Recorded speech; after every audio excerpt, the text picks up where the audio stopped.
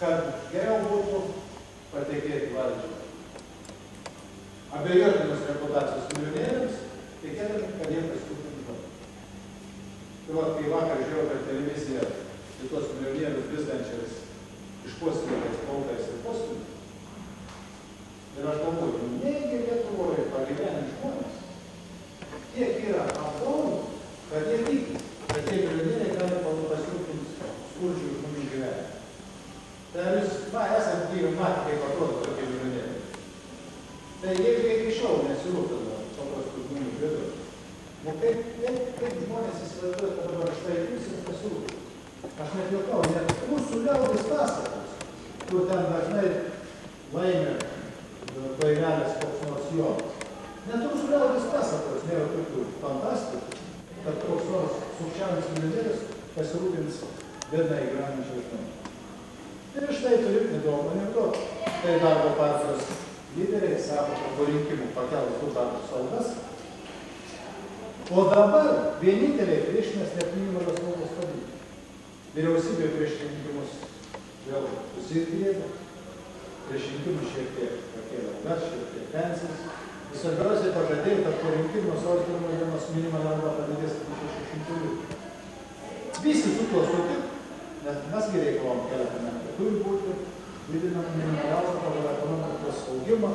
Mes esam paskaičiavę, kad dabar jau tai 600 litų ir šiek tiek pavyko įtikinti vyriausybę. Ir jį paskelbta nuo sausio 1 dienos, kai jos jau nebebus, alga bus padidinti minimaliai iki 600 litų. O kas pasipriešino? Darbdavių konfederacija. O kas ir darbdavių konfederacija? Tai ką pasidarė. Nu aš taip žiūriu kartais ir galvoju, kaip galima žmonės taip mulkti?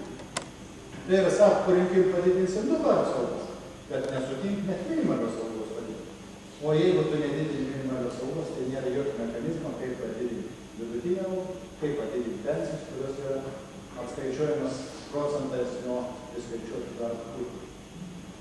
Taigi, apgaulės labai daug, ir aš labai bijau vieno dalyko, kad skirtingai nuo 26 atrodo gali būti taip, kad tie, kurie nepatenkinti dabartinį valdžią, balsuos protestuoti už tą pačią valdžią. Tai dar blogesnį, pabloginti bus pasirinkta. Ir ką tas reiškia? Tai reiškia, dar 4 metai bus prarastas gyvenimas. Jauni žmonės tikriausiai ištvers tos 4 metus, bet kai žvelgia vyresnio žmonės, tai galvoja, jiem tai 4 metai gyvenimas. Ir vėl, jeigu Lietuva, dar 4 metus uždrausti savo gyvenimą, dar 4 metus bus skandalų, lėšų grobstymų. Tikriausiai jūs, kurie jau šiandien turint abejonę nekyla, kodėl veržiasi kokią nors darbo partijų valdžią, ko jiem reikia, nes jie turi pripažinti. Ir Brazauskas sako, jis dar norėtų porą metų pabūti, 800 milijonų struktūrinių fondų lėšų bus paskirstyta. Aišku, darbo partija nori matyti, turi dar didesnių norų. Ir iš tikrųjų daug, ką dabar gundo noras pasipelnyti iš struktūrinių fondų. Tik ateina dideli pinigai, tie pinigai turėtų atitekti smulkiam vidutiniam verslui, bet, kaip rodo prieš tai buvę metai, kada SAPARD lėšas buvo panaudotos, kurios turėjo būti panaudotos smulkiams ūkininkams, smulkoms įmonėms remti, iš jų, iš tų apie 4 lėšų pasiimti vien su paskirtų susijusius firmus. Ir jis televizijos ekranas, jeigu niekur sako, kai jis padarė gėrį Lietuvą. Tiesiog jis nusipelnęs pagarbos už tai, kai jis paėmė tuos pinigus. Tai ir aš galvoju, negi tokie lietuviai baigė, kad nesuprastų. Kad tikriausiai be jo dar buvo 10 norinčių gauti tuos pinigus. Ir jeigu jis paėmė, tai kažkas to negavo, nes tai daugui dalykų, tai skirti paremti tiems, kurie tikrai sunkiai gyvena. Malonu, kai jūs atėjot, džiaugiuosi, kad Utena, gražus, puikus miestas, labai gerai žmonėms. Ir tikiuosi, jūs man pritarės, jog didelė gerai Utenos žmonių, geros nuotaikos, geros pareigos yra susijus su geru Utenų laiku. Tai iš tikrųjų nepriklausomas, stiprus laikraštis, bet nedaugelis, kurie vis žemės moralinis vertumas, Lietuvos interesas ir svarbiausia gina kasdieninius žmonių rūpesčius. Labai dėkingas, kad šiandien galėjau susitikti su vyriausiuoju redaktoriumi ir per jį perduoti linkėjimus visiems šitamos gyventojams. Bet aš žinau, kad yra žmonių, kurie nepatenkinti mūsų veikla, yra žmonių, kurie pyksta ant manęs tam mašindėliu, yra žmonių, kurie pyksta tai, kad mūsų vyriausybė algas ir pensijos didina, bet visuomet aš sakau, žinokit, kad yra daug geresnių žmonių už mane. Ir vienas iš jų, kuris priklausas, kuris yra tikrai už mane geresnis ir gali daug geriau padaryti, negu mes prieš tai galime. Ačiū dar kartą. Aš trumpai irgi gal taip pridėsiu, reiškia, kad ir manęs taip pat gali jūs paklausti, tai ko tu į tą valdžią versiesi? Visi patys vieni žulikai dabar iš tikrųjų, kai paklausai žmonių, tai valdžioj vieni matys. Bet žinot, aš taip nepasakysiu. Taip, yra beveik. Taigi pabandyk tu kreiptis į kokią ministeriją, pabandyk kreiptis dėl kokios ten pensijos padidinimo ar žemės atgavimo, aš nežinau, bet Vilniaus apskritai tai didžiulė problema. Taigi tu nulis esi, su žmogum niekas nesiskaito, ateik rytoj, paskambink poryt, parašysi atsakymą negausi, tai tas problemas aš žinau. Ir su Gediminu Vagnorium dirbdamas dar vyriausybėje, tai aš žinau, kaip būdavo. Tai jeigu kas neveikia, tai įsikvietė valdininkai, kas kaip buvo iš darbo rytoj, kad nebematyčiau tavęs. Taip mes išvarėm ministrą Žvaliauską, kur nieko žmogus neblogo nepadarė, išvarėm Galdiką, kur žmogus pasiėmė honorarą už kažkokį padarytą darbą, tai nekaltų žmonės. Bet kai išėjo Vagnorius, tai jau 6 metai Lietuvoje kas? Ką mes matom? Korupcija, skandalai, žemės grobė, ežerus užtvėrė, Utenoj turbūt irgi visi ežerai privatizuoti, viskas ir žmogus prieiti nebegali prie vandens. Tai visą tai matydami mes norim ką padaryti, kad būtų atstatytas tas teisingumas. Taigi per teismą su Vagnorium pavyko kvotas šitas panaikinti vaistam. Taigi ateina į ligoninę, gydytojas sako, aš tau vaistų negaliu užrašyti. Kvota, limitas. Tas panaikinimo, išmokas žemdirbiams, užlaikomas karves. Ir taip toliau, tas rublinius indėlius privertė gražiai.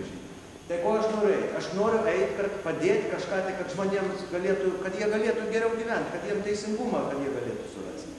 Kad jiems pensijos tuos didesnės būtų. Man tai tikrai, man tų pinigų užtenka, aš žurnalistinę savo darbą užsidirbu tos pinigus. Tai mano nėra tikslo pakliūti valdžią, kad dėl to, kad būtų valdžioj. Bet aš jums ką prižadu, jeigu, sakykime, jūs už 14 sąrašą balsuosit rinkimuose, už mane, kuris čia kandiduoja, aš jums prižadu, kad dėl manęs jūs negalėsit, nereikės jums raudonuoti, kad vat išsirinko, vat vagis, vat nesažiningas. Tai tą aš jums prižadu.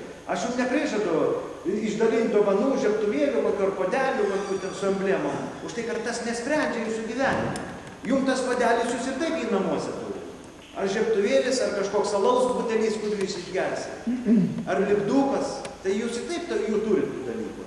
Mano tikslas yra, kad jūs pensiją gautumėte, kad jūs galėtumėt parduotuvėj nuėję nusipirkti, kad tas, kas darbą turi, kad jis iš to darbo galėtų šeimai parnešti, vaikam nupirkti ir mokyklą aprengti juos, kad jis turėtų pragyvenimo normalų šaltinį. Tai toks mano yra tikslas.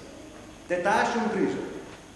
Bet kas aišku, žmonės man dabar sako, tų partijų daug, 15 partijų, už ką balsuoti, neaišku už ką, čia vieni taip, kiti kitaip. Tai noriu jums pasakyti. Jūs žiūrėkit, aš nežinau, kokios jūsų pažiūros, bet aš tik noriu atkreipti dėmesį, reiškia, Prunskienės, Paulausko, Pakso, reiškia, Brazausko ir Uspaskich, 5 partijos yra viena ir ta pati partija. Ir aš tikrai jums prižadu. Ir viena ir ta pati partija. Ir jūs balsuodami, sakykime, atiduodami balsus, jūs galvosit, kad jūs balsuojate už atskirai kiekvieną, bet iš tikrųjų tai yra viena ir ta pati partija. Tai va. O dešinių partijų Lietuvoje dešinės jėgos nėra. Konservatoriai įsisklaidė, ten, kaip sakoma, centro dešinės kaip po tokios ir nėra. Vat Gediminas Vagnorius su savo bendražygiais turim apie 800 žmonių per Lietuvą, bet jų mažai. 800 žmonių kaip partija, tai nėra labai, yra pakankamai. Bet kol dešinės jėgos nebus, kol negalėsim duoti mes su kulokų komunistams nukė, atsiprašau, aš taip kalbu jau tiesiai, nes per juos nėra gyvenimo. Sako, viską išvagė, bet jūs pažiūrėkit, pas ką visi turtai. Pas buvusius kolūkių pirmininkus, partkomo sekretorius ir visus kitus. Ar turi nors vienas, sakykime, eilinis pilietis tos namus, sklypus, ežerus, viešbučius Vilniui, Draugiščių, valdovų rūmai visokiais statyti. Taigi ten milijonai. Taigi milijonai. Užuot atiduoti pensininkam padidinti ar gydytojam atlyginimus, ar galų gale policijai, kad jis nestovėtų po krūmų ranką atkišęs daug kyšį, nes 10 km per greit važiavai. Taigi čia pasikeičiamas. Tai va tą reikia daryti ir mes tą darėm, vyriausybei būdami, tai dėl ko ir praminė vakar žiauriuoju. Tai kad būdavo, jeigu kas ne taip, kontrabandą pagavo, to išnai, suareštavo į kalėjimą, viską konfiskavo ir viso gerą. Bet jūs įsivaizduojat, paimtų vieną fūrą kontrabandininko konfiskuok, tai ten jam milijonai nuostolis. Tai ką jis daro? Jis eina pas kitus politikus, jis eina į spaudą, jis ten patarka kažką, parašė, blogai, žiaurus, negerai darė.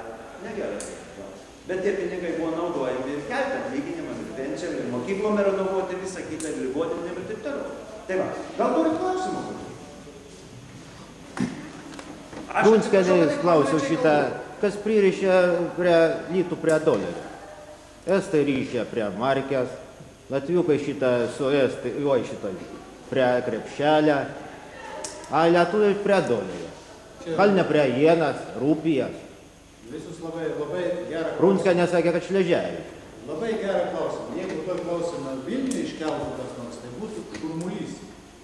Tai yra vieša paslaptis, kad tai buvo padaryta afera, būdas, kaip išmelžti iš valiutos fondų pinigus. Ką padarė Šleževičiaus vyriausybė? Susitarus su visokiais tauro bankais ir kitokiais akaristais. Ką tas reiškia? Aš paprastai papasakosiu. Man pats lietuviai pasakė, prisipažinti, ką jie daryti, kai buvo pririštas litas prie dolerio. Tuo metu infliacija buvo 70%. Tai yra, dolerio infliacija buvo 2-3%. Ką reiškia infliacija? Jeigu infliacija yra lito 70%, tai lito palūkanos kokios? 90, 100, 120. Nu, sakykime, 100%. Dolerio palūkanos buvo 4-5%. Tai sakykime, jeigu kai pririšo dolerį prie lito, tai atsirado tokie vadinamieji spekuliantai, kurie susidarė su tuometinė valdžia, įneždavo į banką dolerius, juos pakeisdavo trumpam į litus ir per metus palaikydavo, sustardavo, kad palaikys metus, o po metų atsimdavo 100% palūkanų. Jeigu įdedi, tarkim, 100 000 dolerių, tai po metų gauni 200 000. Vėl atgal įsikeiti į dolerius ir grįžti į Ameriką arba pinigus pervedė savo sąskaitą. 100 000 už nieką. Tai buvo išmelžta iš Lietuvos valiutos fondo virš 20 milijonų litų. Na, likimas yra toks, kad dalis tų, kurie dalyvauja toje aferoje, ne tik nebėra politikoje, kitų nėra ir gyvųjų tarp.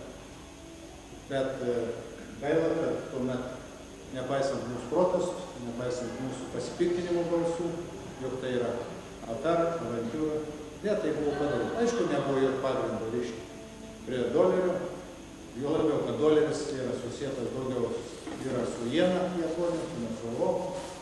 Jeigu reikėjo rišti su marke, iš tikrųjų reikėjo elgtis taip, kaip elgės civilizuotas valstybės, turėti savo pinigus ir juo naudotis ekonomikai stiprinti. Dabar Lietuvoje jau lito nėra, irgi žmonės kartais klysta, yra tik popieriukas, iš tikrųjų tai auras su litų atveju ir vėliau iš jo liks grynas auras. Bet dabar jau ką nors keisti neapsimoka, dabar mūsų interesai ir kiek greičiau tą litą iki galo iškeisti euro popierinį ženklą. Bet šiaip Lietuvoje jau funkcionuoja euras su nelitu. Iš esmės. A kur dinga Leontieva? Kaip? Leontieva kur dinga? Na, aš manau, kad jos funkcija buvo tik tai pinigavimo. Bet tikrai jokių institutų darbuotojų niekada valstybė neturi galios įvesti pinigą arba jį prie ko nors pririšti. Paprastai planą daro politinė valdžia, o jam pridengti samdo mokslininkus, samdo ekspertus, kurie prireikus gali paliudyti ar padėti. Šiaip pasaulyje buvo 3 kartus įvesta tokie modeliai. Tai vienas Argentinų, vienas Afrikos vienoje valstybėje ir 3 Lietuvoje. Bet Argentinai baigės katastrofų. Nu, šiuo atveju, čia yra tas, kaip sakoma, kūrimas iš tiltų. Niekas negali pasakyti. Tikimybė, kad pakils ir 50%. Tikimybė, kai nulis 50%. Šiuo atveju tikrai, mano visuomet ir patarimas visiems. aš net ir pirmų vadovų sakau, nežaisti su kursais, nes jūs niekada nelaimės. Norint laimėti iš tų kursų, reikia šitoj sritį dirbti, reikia būti bankininkų, reikia sekti informaciją, geriausia yra turėti pinigų. Tai yra mažesnė rizika negu, jeigu turi dolerius, visuomet yra, jau geriau įsikeisti jūsų darbą ir bus žymiai mažesnė nuostoliai. Galutiniam rezultatui. Norėčiau porą žodžių dėl kandidato gerbiamo Kulikausko. Mačiau aš ir domėjausi, kaip kiti tėviškiai matė tą laidą, kurią rodė Belinė televizija. Ji padarė gerą įspūdį, kas liečia jūs konkrečiai jūsų asmenį. Tik gaila, kad labai įspūdį. Ką darys, kad Belinė televizija yra pabėgta. Bet visumoje mes vertinam 5 kandidatus ir sakyčiau, galbūt išskyrus vieną, kurį kan pasakyti, kad jis atsakinio nei tvorą, nei vietą, tiesiog, ar nepatyręs ar ką. Taigi, o kiti visi kažkaip aiškiai dėstė savo mintis, tai ką dar kartą jūs pasakėte. Ir be abejo, tai, ką jūs šiandien sakėte, aš patikiu, kad taip ir bus, jeigu jūs pateksite į Seimą. Taip, kad jūs tikrai vertas Seimo nario mandatą.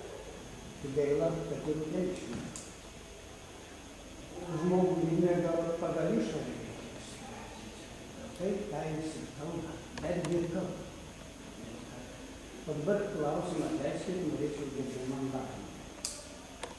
Jūs Seime dirbate, sako, aš manau, jeigu reikėtų išvardyti 141 Seimo nario, tai galbūt retas Lietuvos pilietis išvardintų daugiau kaip 30. Bet Vagnorių jis išvardino. Nežino, ką reikia, ką. Tačiau vis tik Seimas priima įstatymą. Ir būna tokių, kuriuos ir žiniasklaida, ir žmonės kritikuoja, sako, nugi blogas, aš jums tik kaip ką. Našlių, pavyzdžiui, pensija, slaugaus. Tai čia yra humoras grynas. Tai aš klausiu, tai kodėl visi protingi žmonės, matydami, kad iš tikrųjų našlės suskirstytos įvairius. Tai va, kodėl negalima pakeisti įstatymą? Tiesus. Taip, jį reikia pakeisti ir jį mes jau būdami vyriausybė buvom pradėję keisti. Jeigu atsimenat, istorija buvo tokia. 95 metais tuometinė Šleževičiaus vyriausybė priėmė šitą įstatymą ir našlius ar našles iki 95 metų vis skyrė vienai grupė, o jie tie, kurie po 95 metų jau ir tokie našliai. Ir atsirado skirtumas tarp našlių pensijų. Mes atėjo vyriausybė ir mes pradėjom, tai yra priėmėm sprendimą laipsniškai lygį tą skirtumą. Ir aš pamenu, kiek, man atrodo, 20–30% jau buvo sumažinta. Tai buvo numatyta 5 metų programa per 5 metus išlyginti, kadangi ten yra ir techninių, ir finansinių dalykų. Tai yra vienas dalykas yra jas išskirti, kai reikia suvienodinti, tai reikia didelių sumų. Bet buvo numatyti kiekvienais metais tą pridėti ir išlyginti, bet dėja po to buvo nutraukta šitą programą ir dabar prie jos niekas nenori grįžti. Tai ir visiškai neteisingas sprendimas ir su 100% sutinku, kadangi aš siekiau iš dalies pakeičiamas sprendimą būdamas vyriausybė, taip pat ir kitiem kolegams įrodinėjau, kad tai yra neprotinga skirstyti našlius pagal tai, kuriais metais jie tapo vieni.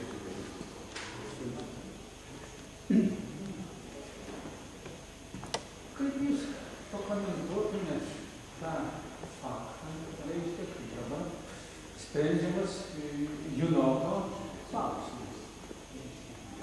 Vis tik tai, taip sakant, gaunasi mums paprastiem žmonėm atrodo, jeigu jis būtų nelietęs Seimo, tai jis ir dabar sėdėtų savo veiklą. Taip sakant, tai kodėl gaunasi taip, taip sakant, įstatymai nevienodai taikomi. Aišku, Seimo nariai turi imunitetą, viską, bet jį kaltina tuo, kad jis ten ne taip dirbo, ne taip padarė, ne taip sekė. Galų galę, kaip nebūtų reikia prie to Seimo nario? O prie turbūt reikia. Atvykit su to, kad reikia. Sukurta institucija turi dirbti. Tai Jūs jau atleidimas tas yra visiškai nelaiku. matot, šitą instituciją, Aš norėčiau, kad jūs pakomentuotumėte tą dabartinę situaciją. matot, specialių tyrimų tarnybai, neatsimint, aš reikia. Kovai su korupcija. Policijoje, teismuose, taip pat politinių valdžių.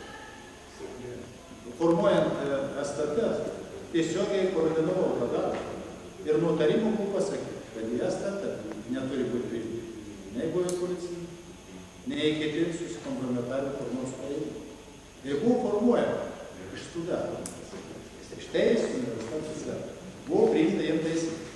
Tai yra, ne mažiau kaip pusė turėjo būti priimti iš teisų universitetų. Tų žmonių, kurie dar niekur nedirbi, nes kartais jau žmogus iš entuziazmo padaro 10 daugiau, nebūtų patyręs, bet nenori. Reikia atsiminti, kokį mes gavome iš to rezultatą. Taigi 28 metais mūsų biudžetas pasipildė 2 milijardais eurų. Tada jeigu pagalba, STT pagalbos, paspaudėm kontrabandą, pradėjom persekioti nesąžiningus ekonominius policijos pareigūnus, netgi buvo ir prokurorus iki. Tai yra korupcija, tai yra valdžios rykštė, bet ne opozicijos. Tai kai dabar pažiūriu, ko baigės, tai aš nematau toj byloje, tame korupciniam skandale, nematau valdžios pareigūnų. Ne vien. O kaip jūs įsivaizduojate, korupcija ką? Ateina iš opozicijos ar iš kur? Tai kai jūs klausėt, kodėl neliko jaunimo, tai mes už jį agitavom, nei prieš jį neagitavom. Mes tik tai sakėm, bent jau aš sakiau, kad problema yra tai, kad nekeliam. Kad politikai vieni į vieną pusę tempia teisėsaugos pareigūnus, kiti kitą. Jeigu dabar nepastebit, kad teisėsaugos pareigūnai yra naudojami kaip politinis įrankis. Vyksta konkurencija. Kas užvaldys prokuratūrą, kas STT, kas policija. Bet židinys to korupcinio skandalo buvo šilumos ūkio įstatymas. Prieš kurį balsavau, aš ir dar keletą Seimo narių. Aš savo Telšių apygardoje priverčiau sumažinti šilumos tarifą. Ir šilumos ūkio įstatymas Telšiuose neveikia tokį pat mastu kaip Lietuvoje. Aš buvau tas, kuris pasipriešino visais įmanomais būdais, bet ten buvo mano apygarda, man negiojo. Bet dabar, kai kilo korupcinis skandalas, tai kiekvienas Lietuvos pilietis, taip pat ir teisėsaugos pareigūnas, turėjo išduoti klausimą. O kas Seimui pateikė šilumos ūkio įstatymą? Seimas gi pats neremia įstatymą. Negi jūs galvojate, kad Seimo nariai ruošia įstatymą. Jau seniai tie laikai pasiekė. Kur tas pareigūnas, kuris pateikė Seimui? O Seimui ir teikiami įstatymai ūkio, tai ir ministro, ir premjero pareigas.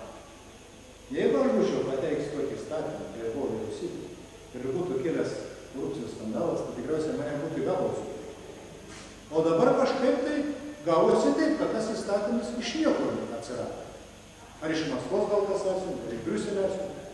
O čia sklypi problemas, kurių nepakėlė nei STT, nei policija, nei prokuratūra. Ir man labai liūdna yra, kadangi aš gerai žinau, kas yra korupcija, iš kur reikėjo ir kur juos reikia iškuoti. Aišku, pakeliui ten buvo prigriebtas Andriukaitis, kuris seniai nusibodo socialdemokratus. Milvaizdo pridėjo ten dar soclybą, įpainiojo Tėvynės sąjungą ir net Steponavičius, kuris balsavo prieš šilumos ūkio įstatymą. Ir gavosi taip, kad ta korupcija lyg tai atsirado pozicijoje, negalvoju. Tai šiaip man norėtųsi, kad būtų iš esmės kovojama su korupcija. Ir korumpuoti pareigūnai būtų įvardinami, ne tik įvardinami, bet tyriami ir pateikiama medžiaga teismui. Dabar dėja nebus jokios medžiagos teismui, nes man atrodo, tikslas ten buvo ne tas, ne tyrimo tikslas. Bet aš galvojau, STT, beje, biudžetai praeitų metų biudžetai, aš ko gero vienintelis, kaip biudžetai finansų komiteto narys, išsireikalavo, kad STT biudžetas nebūtų sumažintas, netgi padidintas. Ir aš tikiu, kad STT atsigaus, ir aš tikiu, kad yra ten durų žmonių, kurie sugebės tęsti galą. Bet mes šitoje srityje nepolitikavom, jokių politinių pareiškimų nedarė nei už vieną, nei už kitą. Dar Sąjūdžio laikais buvo šilta būsto programa. A dabar kažkokia tai šilumos ūkio įstatymai.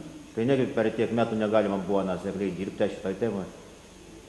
Šilto būsto programa įveikia formaliai. Nu, kiek palaista vėjai, negi nebuvo iš ką įgyvendinti. Nematot, šilto būsto programa susideda į du dalykus. Vieną pačią programą, kaip taisyklę aprašė, o kita tai yra finansiniai ištekliai. Be pinigų nieko nepadarys. Tai šilto būsto programą pradėjo veikti dar mūsų vyriausybės. Buvo priimti sprendimai. Mes buvom susitarę su Pasaulio banku, gavę paskolą, taip pat finansavom ir iš Lietuvos biudžeto. Tai yra dabar irgi ta formaliai programa veikia, bet į pinigų nebegavo. Ir jis sustojo. Bet šilto būsto programa yra, iš tikrųjų, reikalauja milijardinių sumų, ypač didžiuosius miestus. Nes šalia apšiltinimo kartu ir sprendimas yra rekonstravimo namų, ypač griūvančių namų rekonstravimo dalykas. Ir ją reikėtų atnaujinti, bet tam, kad atnaujinti, jai paprasčiausiai reikia skirti biudžeto lėšų. Nu, kiek tuo metu vėjais paleidžiama? Tiesiog tą žodžio prasme. Aš galvoju, sakau, aš pritariu jums. Ir, pavyzdžiui, mano būtų valia. Aš dalį struktūrinių fondų lėšų skirčiau kaip tik šiai programai. Ir tą gali padaryti. Taip kaip, pavyzdžiui, jeigu mano būtų valia, tai kada šiais metais yra pradėtos skirstyti struktūrinių fondų lėšas verslui, tai, pavyzdžiui, aš tikrai, būdamas vyriausybėje, priimčiau sprendimą, jog struktūrinių fondų lėšos pirmiausiai yra skiriamos tiems projektams, kuriems kuriamas darbo vietos. Kad nebūtų naujų Uspaskichui ir naujų kitokių problemų. Atsiprašau, bet vis tik tai Uspaskichas tvirtina, kad 14 milijardų iššvaistyta, ypatingai valstybės lėšų per kreditus, per bankus 14 milijardų. Aš buvau girdėjęs 6 milijardus. Tai yra tiek pat, kiek buvo palikta rublinių indėlių šitą kompensavimą pardavus valstybinės įmonės. Taip? Kiek už milijardų buvo palikta dolerių šitą rubliam kompensuoti? Rubliam kompensuoti, tai jeigu visiškai taip jau tiksliai. 1,5 milijardo kompensavo mūsų vyriausybė 98. Ne. Valstybinė 91 metais, kada jūs atėjot vadovauti. Punavičia nesakė. Ne, yra istorija, jeigu tai pradėjo, tai istorija, 90 metais Prunskienė Brazauskas vyriausybė pasižadėjo kompensuoti indėlius. 90 metais.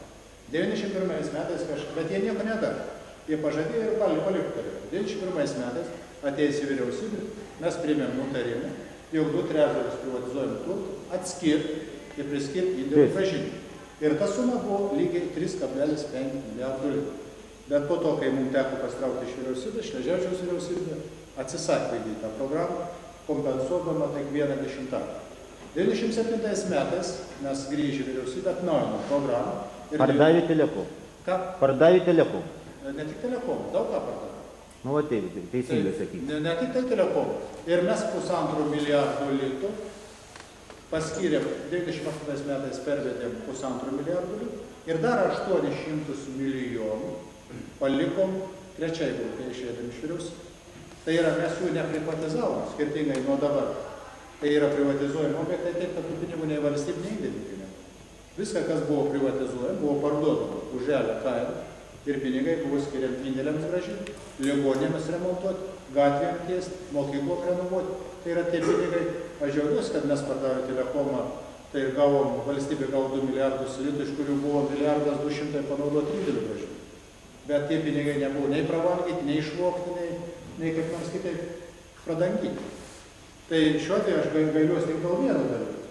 Man išeidamas iš jėgos būčiau žinojęs, kad tie 800 milijonų, kurie dabar yra peraugę į 1,2 milijardo, kad tie pinigai nebus grąžinti indėliams, indėlininkai, aš išeidamas būčiau grąžinęs. Bet man nekilo abejonės. Aš galvoju, kad bet kokį paduoti lietuvišką valdžią, jo pinigai sukaup, juos išdalins teisėtiems savininkams. O dabar mes turime įdomų vaizdą. Yra 1,2 milijardo litų. Vadiname stabilizavimo fondą. Laikom užsienio bankų.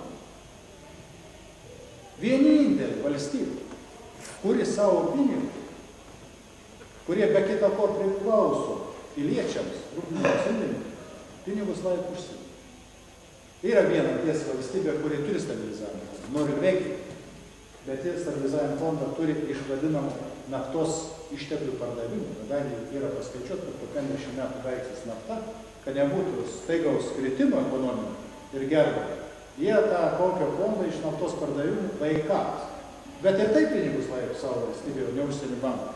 Tai Lietuvoje nesigyvena iki to, kad pati neturėdama pinigų, indėlininkų pinigus laiko užsienio bankas ir remia svetimas valstybės. Tokių pavyzdžių daugiau pasaulyje nėra. Gal vietiniai bankai nesuvirškintų tiek? Jo, pabandykau kreditą šiandien jauna šeima, jeigu pabando gauti kreditą. Vietiniais bankais yra atsargos virš 2 milijardų. Nu tai va, tai ir sakau. Atsargos. Taigi šiandien, kaip jūs įsivaizduojate, čia, aš žinau, ar tam kažkada šnelėjau, sakydavau, kai mes reikalavom grąžinti indėlius, sakydavau, negalim grąžinti indėlius, kadangi bus infliacija. Kai mes organizavom referendumą 2009 metais. Kiek per televiziją mus kalė, ne, Vagnorius ten su savo komanda, blogas ir jeigu grąžins indėlius, kils infliacija. Nugi grąžinom 98 metais, tai kur ta infliacija kilo? Niekas nekilo. Bet, suprasit, kai yra tas milijardas 200, paimtas nuo žmonių, kiek ten pagundų yra valdžioje tuos pinigus vartyti. Negi jūs nesuvokit, kur šuokstyti.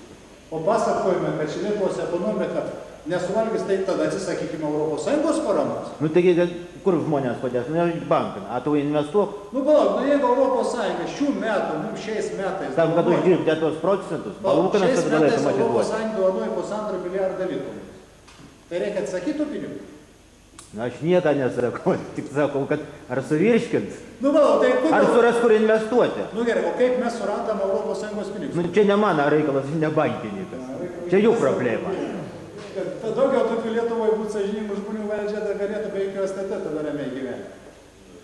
Tai jeigu Lietuva gauna iš ES 1,5 milijardo, kitais metais 2 milijardai, ir niekas nekelia klausimą, kad neįsavė. Tik duokim žmonėm pinigą. Žinot, kad dabar į vieną investicinį projektą, kurios gaunam iš ES, į vieną vietą ir 10 verslo įmonių, kurios pretenduoja. Čia tik Uspaskichas sako, jis padarė Lietuvą labai gerą.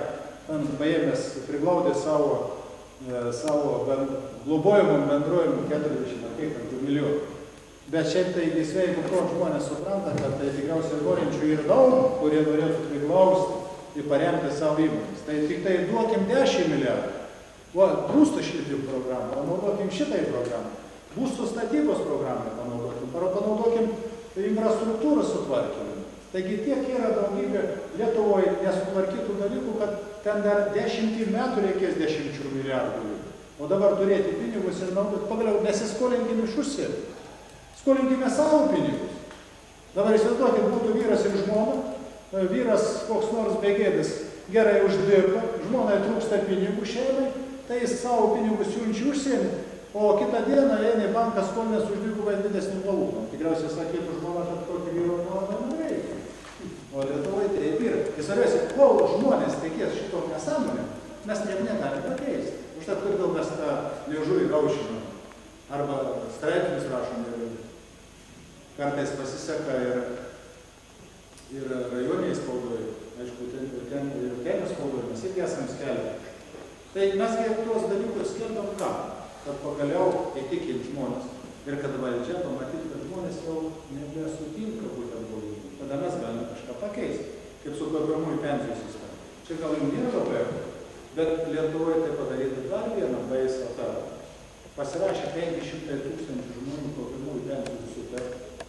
Iš tų 500 tūkstančių, 490 tūkstančių gaus mažesnis pensijas išėjai į pensiją. Tai kaip tą galima būtų pavadinti? Tai afera, kur prisidengus reformoms paprasčiausiai yra, apvagiami žmonės. Ir mes savo programą iškėlėm reikalavimą, kad turi būti pataisyta pensijų reforma taip, kad tie, kurie dalyvauja kaupiamųjų pensijų sistemą, kad jie nenukentėtų. Jeigu jauni žmonės nukentės ar po 2 metų pamatys, kad jie apgauti, tai kils dar vienus reformas. Tai bet jau mes pasiekėm to, kad jau baigėme įtikinti, kad matys, kad artimiausiu metu bus pakeista. Taip kaip privertėm Brazauską vyriausybę indėlių grąžinti, nors iš dalies atnaujinti. Taip kaip privertėm padidinti minimalinį mėnesinį algą. Taip kaip privertėm sumažinti šilumos ar telekomų tarifą. Bet tą mes padarom tik po to, kai jau kritinė masė žmonių pamato. Ir tada jie duoda atbulinį signalą valdžiai, kad jie jau mato tą atgal. Tai mes atliekam tą funkciją, gal ne visuomet gerai, gal darom klaidų, bet norim, kad Lietuva būtų vakarietiška valstybė ir joje žmonės gyventų pagal taisykles. Gal dar kas turi? Aš tik pratęsiu rublinius indėlius. Ar nebuvo visai klaidų padaryta, kada rubliniai indėlius buvo nu, žmonės suskirstyti į kategorijas. Ir dabar žiūrėkit, koks paradoksas. Jau vyriškiai 69 metų, jau keli metai pensijoje, jis negauna nieko, o tam turėt 70 metų davė. Ir kartais būna taip, kad tas, kuris 75 metų žymiai atrodo geriau negu tas, kuris 67 metų. Tai ar čia klaida ar ne klaida ir kaip jau ištaisyti?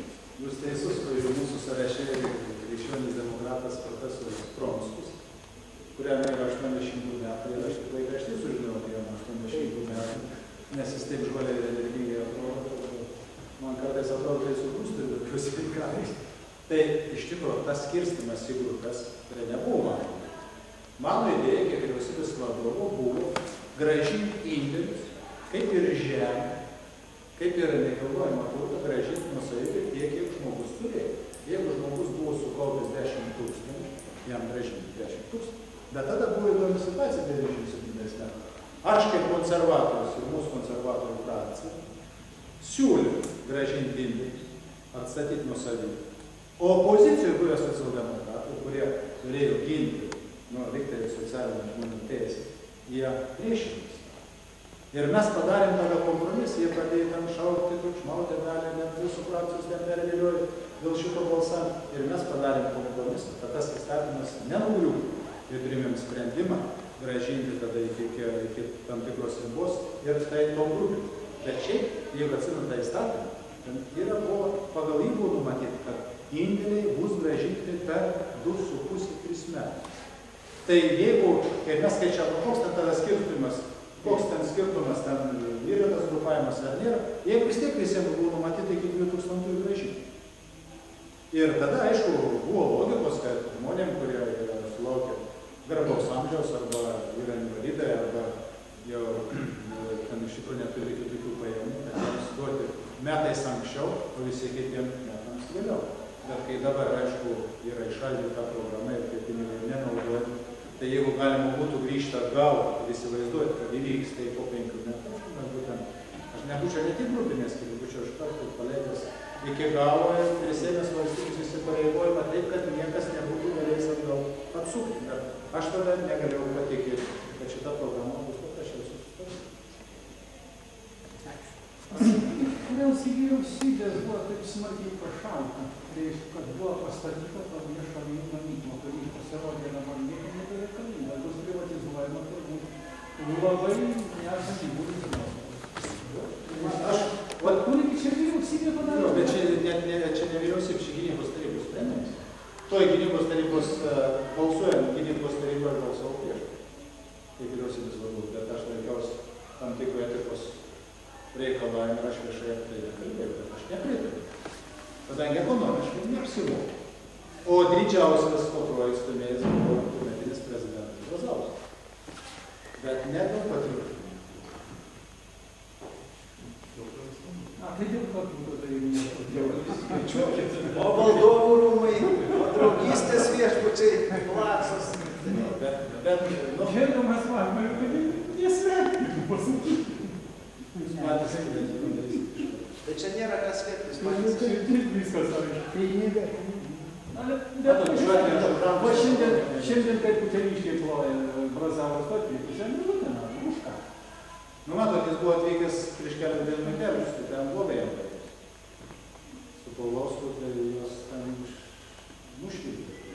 Utenoje, kadangi matyt, gal vietinė valdžia taip palankės. Tai gal Paulausku jau paminėjo. Jo frakcija, matot, šito, kai yra, kas turi, kas kontroliuoja vietos valdžią, tai paprastai turi nepalyginti daugiau galimybių. Manau, kad jeigu šiandien valdžia būtų Tėvynės sąjunga ar krikščionys demokratai, Utenoje, tai šita salė būtų nepalyginamai pilnesnė. Tai ir dabar jis. Nebijoti taip. Ir dabar eina krikščionys demokratai. Kultūros centre. Aš kalbu apie valdžią, jeigu būtų valdžia. Tai, kad ir krikščionys demokratai džiaugiasi. Tai buvo visuomet sakau, kad jeigu mes esam blogi, balsuoti už Tėvynės sąjungą, nepatinka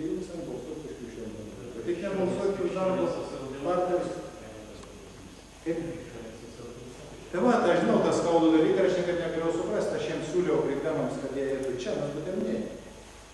Bet aš tik šiandien sužinojau, kad jie atsisakė kategoriškai kelti savo kandidatūrų Utenoj. Nors apygarda yra tikrai labai pamėgęs iš vienos. Bet šiaip ateityje, aš tikiuosi, kad artimiausia ateityje bus viena konservatorių ir krikščionių demokratų partija. Ta šventai, tuo šventai tikiu, ne tik tikiu, bet mes jau darėme didelis pastangas. Aš manau, pusę darbo padarėme, o po rinkimų jų įgautų laiką. Aš labai dabar trumpą būdą Filipauskai, kad štai vien poną Vagnerį. Reiškia, Grigaravičiui sprūdo, kad 10 nori patekti į Seimą su Matijos Vagnerį. Paskui staiga 5. Ir staiga jau vakar, tik Gorienė, šitą Gorė Tuma, pavardė Gorė. Vat jūsų tik tas samprotavimai, kodėl tokios metamorfozės?